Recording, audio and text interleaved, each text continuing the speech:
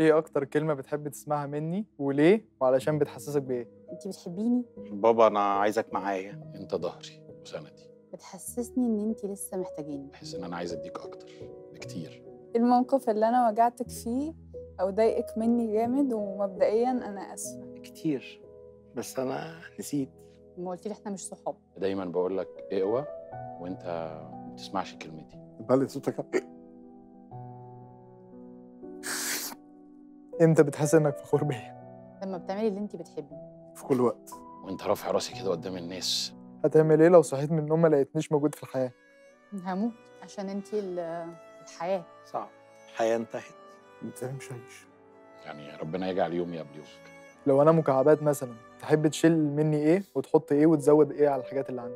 هشيل منك التسرع في الاجابه. عدم الثقة في نفسك. نفسي قوي تعرفي تتبسطي بالحاجات اللي ربنا اديها لك. شيل منك الهند. ازود اطمئنان، ازود تفاؤل. مش هزود حاجه.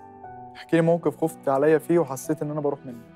اي يوم بالليل بترجع فيه متاخر بخاف عليك، بحس انك هتروح مني. لما وقعت في الجراج كنت مرعوب انك تموت. دي كانت اكتر حاجة صعبة جدا بالنسبة لي. ايه اكتر لحظه نفسك تتلغي من يومك؟ اللي مش بتبقي موجودة فيها، بتبقي بعيدة فيها. خناق. طب لو انا مكعبات مثلا تحبي تشيلي تحبي تشيلي مني ايه؟ تحطي ايه وتزودي ايه على الحاجات اللي عندي؟ مفيش اي حاجة، انا بحبك زي ما انت. إن أنتي شوية بتحبي تدي حاجات أكبر من حجمها. اوكي. العصبية في أمور صغيرة، رغم إنها ليها دور مهم شوية، بس في حاجات ما بيبقاش ليها دور مهم أوي. هتعمل ايه لو صحيت من يوم ما لقيتنيش في الدنيا؟ هنزل أدور عليكي. مش عارف اجاوب. مش هينفع، مش هينفع أحس إنك مش موجودة. مش عارف، هموت بعديك يعني. ايه اللي بتلاقيه في صحابك ومش بتلاقيه فيا؟ لا لا لا، مفيش. مش انت اصلا صح؟ ساعات هما understanding أكتر. معاهم هبقى واخد راحتي أكتر. اغلب الوقت انتي بتشوفي اني انا مش فاهماكي. هل فكرت لحظه ان انت كمان مش فاهمني؟ وربنا في كده والله ربنا يبارك. كتير. ساعات بحس ان انا مش فاهم. ايه الموقف اللي انا وجعتك فيه او ضايقتك مني جامد؟ ومبدئيا انا اسف. يعني من كتر الحاجات الحلوه اللي انت عملتها لي، فانا مش هفكر ايه اكتر حاجه ضايقتني منك فيها. لما حسيت إنك يعني ما بقيتيش مثلا شايفاني كبيرة أو ما بقيتيش واثقة في قراراتي. لما قلت لي إنك بتخسر ناس ورا ناس على طول، حسيت إن ممكن تكون أنت ضمن الناس اللي ممكن أفقدهم. انا اسف. بابا، عارف اني بتعبك كتير وعارف انك انت استحملتني كتير. أنا آسفة إني مش مدياكي حقك ومش بشكرك على كل اللي بتعمليه معايا. وانت عارف انا بحبك اكتر من اي حاجه في الدنيا، وربنا يخليك ليا وما يحرمنيش منك ابدا. وبعتذر لك عن عنادي وعن تصرفاتي في بعض الأحيان، لكن كل ده بيكون نابع من رغبة حقيقية في إن أنا أعرفك مين أنا. انا اسف. ايوه اسف. اسف على كل مرة زعلتك مني. اسف على كل مرة زعلتك فيها. انت ما تستاهلش مني كل ده.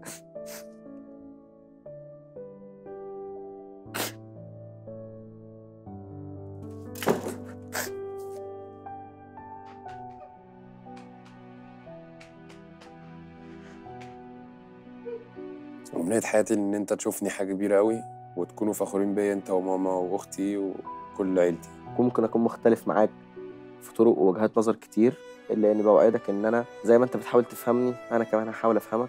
هتفضلي أقوى ست في عينيا، ويا ريت أعرف أرد نص اللي بتعمليه معايا.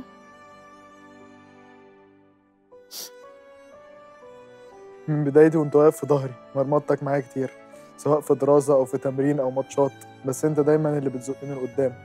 أي كلام هقوله مش هيكفي ولا هيوصف اللي جوايا ليكي، وأنا مبسوطة إن جت فرصة أقولك إنك أغلى حاجة في حياتي. هعيدها تاني، أنا محظوظ إنكم عيلتي وبحبكم قوي، ربنا يخليكم ليا. انت عارفاني بقى بحب اتكلم بقى. انا بحبك قد حاجه ملهاش قد. بيقولوا ان الوحيد اللي على وش الارض هو اللي بيحب ولاده هو الاب. مش هتلاقي حد يقول لك انت احسن مني غير الاب. انا عمري ما تخيلت اني احب حد اكتر من نفسي، بس انت البني ادم الوحيد اللي في العالم ده كله اللي بحبه اكتر من نفسي. بجد انا بحبك جدا جدا، وانا بعتذر ليك عن النرفزه والصوت العالي والعصبيه، وبوعدك إني أحاول أبعد عن العصبية والنرفزة. انتي واخوكي وابوكي الرئه اللي مخلياني عايشه. انا بتمنى لك اني اشوفك احسن حارس مرمى في العالم. وأخيرا يا بيلي، أتمنى من الله عز وجل إن أشوفك لاعب كبير وحكم وتحقق كل اللي أنت بتحلم بيه. اوعدك ان انا دايما اكون معاكي وفي ظهرك. وعلى فكره حتى لما اموت هبقى معاكي وهبقى شايفاكي وهبقى فرحانه باللي انت بتعمليه. انا بعودك ان اكون وراك واعمل بكل قوه مهما كلفني. حب كبير قوي. انا فخوره بيك قوي قوي قوي.